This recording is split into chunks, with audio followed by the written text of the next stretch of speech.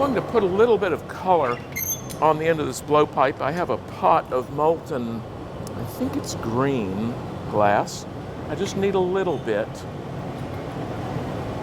So there's the color. I'm going to reheat it briefly and make sure that it's perfectly concentric with the blowpipe. It looks pretty good, but I'm going to give it a quick touch. There we go. I'll make it a little less pointy, and I'll cool it so that I can gather over it immediately.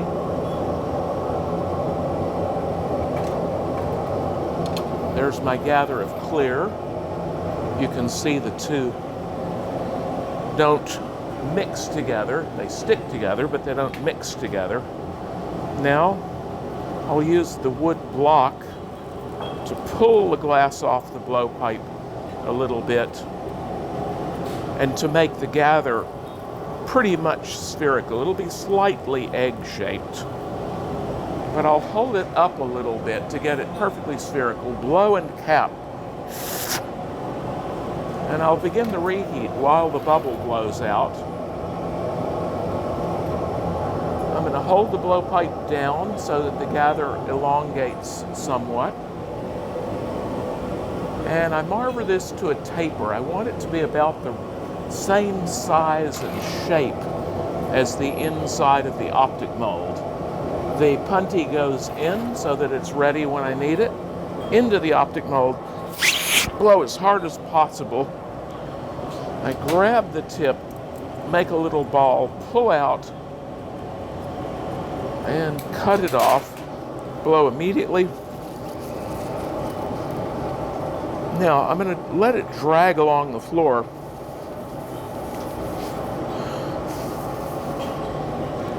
So that the bottom is touching the cold concrete. And it helps ensure the tip, the bottom, is the thickest part. There's my constriction that will allow me to break it off the blowpipe in a moment. My punty is getting a little too hot, a little too soon. I reheat the lower half, punty goes in, blow, and now I flatten the bottom.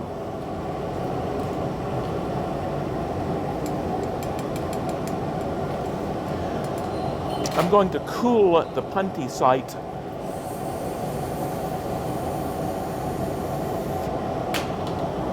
The trick with puntying is to have it stick well enough to complete the process of making the vessel, but at the end it has to break off easily. A little bit of glass on the end of the metal rod. I blow on it so that it doesn't stick too much. Tips of the pincers in the crevice, and tap, and the neck breaks. Now, before I left, I put a little bit of colored glass on the end of the metal rod here in the furnace to melt it. I'm going to make what's called a lip wrap on the opening. This is sometimes called a trail or a lip wrap. Reheat it. Marver that into shape for the next one I make. Now I begin to heat the end, and this is a different color. It's a lighter green, and I'm going to make a spiral thread around the opening.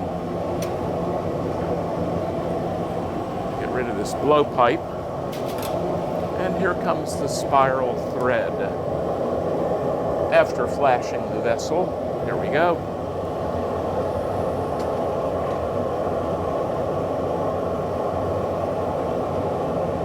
This is a way of nicely dressing up a Roman bottle and making it look much more interesting.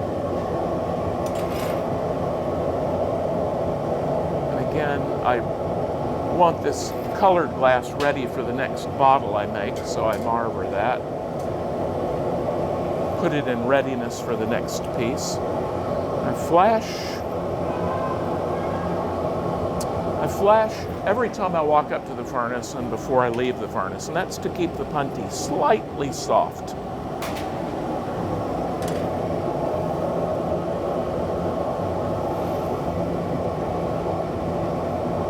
I'm heating the top inch or so, and I'm going to use the puffer or soffietta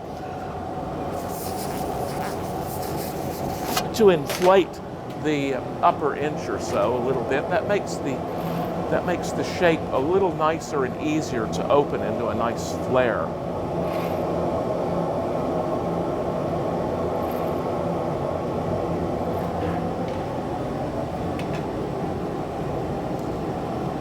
There's a nice flared edge. The colors don't look true at this temperature. When they're room temperature, that'll be a dark green lip wrap up at the edge and a considerably lighter green spiral thread. Now there's a piece in the Newark Museum that has a wonderful quatrefoil edge, and I'm sure it was done freehand like this. And there it is. Then it breaks off the punty very easily, and I'll put that in the annealing oven. It needs to cool slowly to room temperature, otherwise it'll begin to crack. Into the annealing oven it goes.